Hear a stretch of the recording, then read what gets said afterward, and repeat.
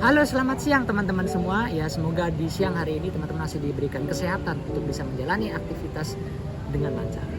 Nah, jadi di video kali ini kita akan lebih membahas nih, mengupas lebih dalam bagaimana sejauh mana ya, terutama pandangan mahasiswa hubungan internasional Universitas Muhammadiyah Malang terkait bagaimana ASEAN menanggapi isu diskriminasi.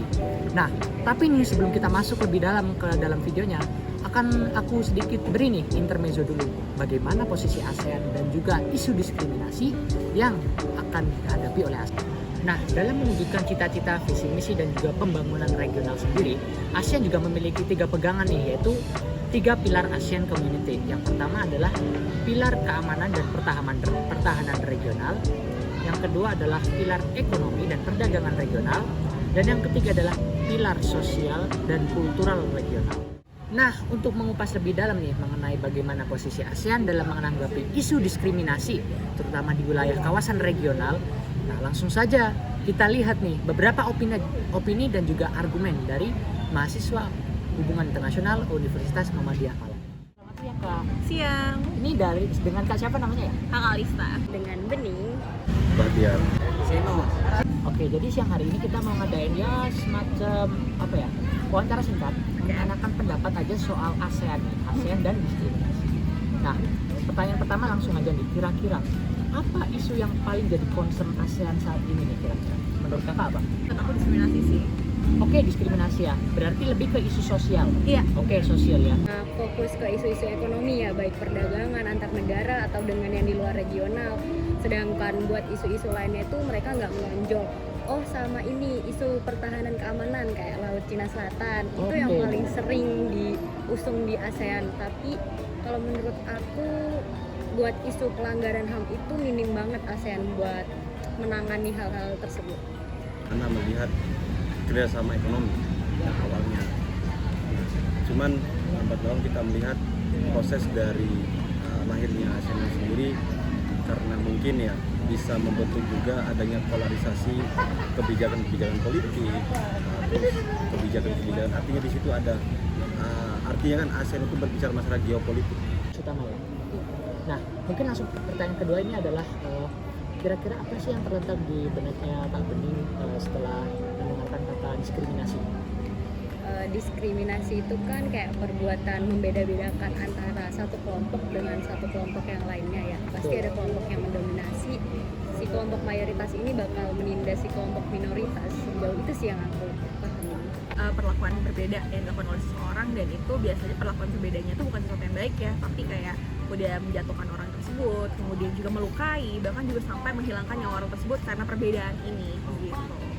secara sederhana ya. Diskriminasi itu penyudutan, artinya penyudutan oleh mayoritas ke minoritas, entah itu terkait dengan karakteristik, etnis, budaya, gaya berpakaian dan sebagainya. Itu yang disebut dengan diskriminasi secara singkat. Relasi kuasa. Relasi kuasa. Relasi kuasa ini maksudnya gimana? Diskriminasi itu kan soal bagaimana mayoritas mengontrol kebenaran. Oke, lanjut ke pertanyaan selanjutnya, yaitu kira-kira diskriminasi seperti apa sih yang Kak Bening tahu? Kan diskriminasi ada banyaknya, ada diskriminasi agama, budaya, bahkan ras ya. Nah, kira-kira yang paling menonjol dan bisa menjadi concern utama ASEAN itu yang mana? Diskriminasi ras sama agama deh. Agama ya. Ras sama agama. Perempuan ya, jadi memang lebih kepada arah perempuan. Ada femisida, pembunuhan terhadap perempuan karena dia gendernya. Tapi kalau sekarang sih kayaknya ras tentang isu ras gitu ya. Diskriminasi tentang ras itu kayaknya banyak ya, Rohingya gitu-gitu masih dibicarakan ke sekarang gitu. Terjadi saat sekarang ya budaya, etnis dan agama. Itu. Beragama, berpakaian sebenarnya termasuk dalam bagaimana individu, kalau kita bicara sebelum bicara soal kawasan, individu mengekspresikan kebebasannya. Oke, pertanyaan selanjutnya nih, kira-kira kalau ada nih sebuah kasus atau isu diskriminasi yang terjadi di suatu wilayah atau suatu negara nih, ada nggak sih dampaknya terhadap tatanan regional? Pasti ada ya.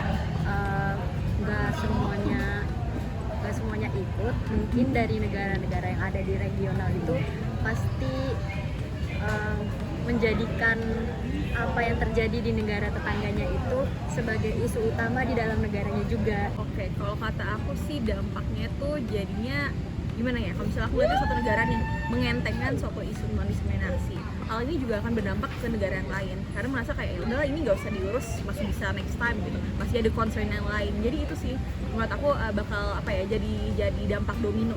Berbicara masalah pengaruh tentu ada, cuman ada pembatasan di situ. Kalau kita melihat terkait dengan kebijakan ASEAN, nah dalam perjanjian ASEAN sendiri, negara yang tergabung itu tidak boleh negara-negara di luar negara yang memiliki diskriminasi itu masuk, yang disebut dengan non-intervensi. Nah, Tentu karena efek panjang dari diskriminasi itu kan soal penggiringan wacana publik terhadap standar-standar kebenaran tertentu ya. Nah, untuk pertanyaan terakhir nih, kira-kira apa sih langkah yang harus dilakukan atau upaya yang harus dilakukan ASEAN dalam menanggapi isu diskriminasi? Seharusnya seperti apa? Kalau yang kita tahu kan ASEAN emang agak susah ya buat memaksa suatu negara untuk menyelesaikan masalahnya. Soalnya setahu kita ASEAN itu kan punya prinsip non intervensi.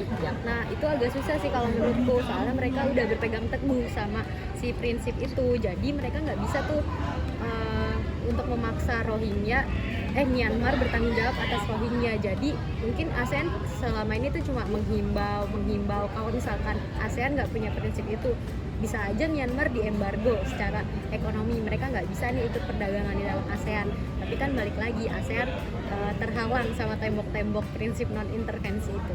Sih ngeliat dari ini ya, kan ASEAN itu negaranya nggak cuma dari negara berkembang, tapi juga ada maju, ada juga yang masih ekonominya masih rendah. Dilihat dulu satu-satu gitu maksudnya, yang mana jadi concern utama. Memang semua negara tuh nggak sama fokusnya, tapi kalau misalnya punya satu hal yang disamain semuanya, menurut aku bakal bisa kejadian kok. Intinya adalah lihat dulu yang mana yang urgensinya paling kerat, paling menghilangkan hak asasi manusia gitu. Jadi kalau misalnya hak asasi manusianya udah nggak dianggap aja, ya udah semuanya juga udah nggak dianggap, tapi sih nggak bakal ada tuh kemajuan ekonomi, kemajuan dan segala macamnya. Jadi aku yang harus dilihat adalah kok tujuan utamanya dulu, mau kemana sih ASEAN ini. ASEAN ini untuk mengatasi diskriminasi yang terjadi di kawasan tentu negara-negara ASEAN harus lebih terbuka untuk bagaimana saling melihat negara satu sama lain. Artinya meskipun hal yang tidak wajar, artinya negara lain mengganggu kebijakan negara lain, itu hal yang tidak wajar, tapi bisa-bisa saja mungkin melalui jalur diplomasi dan sebagainya, kan begitu. Lemahnya kerjasama regional dalam ASEAN itu yang menyebabkan akhirnya tiap-tiap negara dalam ASEAN itu bisa melakukan intervensi terhadap satu negara tertentu. Katakanlah Myanmar, ketika terjadi junta militer, asas-asas non intervensi yang dipegang ASEAN sebagai sebuah komunitas regional itu tidak bisa dilanggar. Kayak misal hal-hal yang terjadi di internal negara Indonesia, yang pelanggaran HAM, pelanggaran hak sipil, itu kan negara-negara di ASEAN tentu tidak bisa melakukan intervensi. Nah, setelah kita melihat nih beberapa pandangan dari mahasiswa HI UMM yang sudah kita wawancarai tadi, bisa sedikit kita simpulkan bahwasanya seperti yang kita tahu juga dan seperti yang mungkin beberapa orang tahu, bahwa ASEAN meskipun dia merupakan organisasi regional, namun sifat dasar ASEAN adalah dia memiliki kebijakan non-intervensi. Nah, di mana kebijakan ini itu didasarkan pada sifat dasar organisasi regional ASEAN yang mana bersifat intergovernmentalism. Nah, apa sih intergovernmentalism itu? Di mana intergovernmentalism itu adalah mengembalikan segala macam kedaulatan pada masing-masing negara anggota dari organisasi regional sendiri. Kecuali ASEAN merupakan organisasi supranasional. Jika ASEAN merupakan organisasi supranasional, maka ASEAN memiliki mandat dan memiliki wewenang untuk bisa mengintervensi sebuah isu diskriminasi ataupun konflik yang terjadi di satu negara. Oke, semoga video hari ini bisa memberikan manfaat untuk teman-teman semua, dan semoga video ini juga mampu memberikan jawaban mengenai keresahan dan juga pertanyaan-pertanyaan teman-teman mengenai bagaimana tanggapan ASEAN dalam menghadapi isu diskriminasi, baik itu di kawasan regional ASEAN maupun di negara-negara anggota ASEAN. Terima kasih buat teman-teman semua yang udah menonton video kita pada siang hari ini, dan bagi teman-teman yang memiliki argumen atau pendapat yang berbeda, bisa tulis di kolom komentar untuk kita diskusikan bersama. Oke? Bye-bye.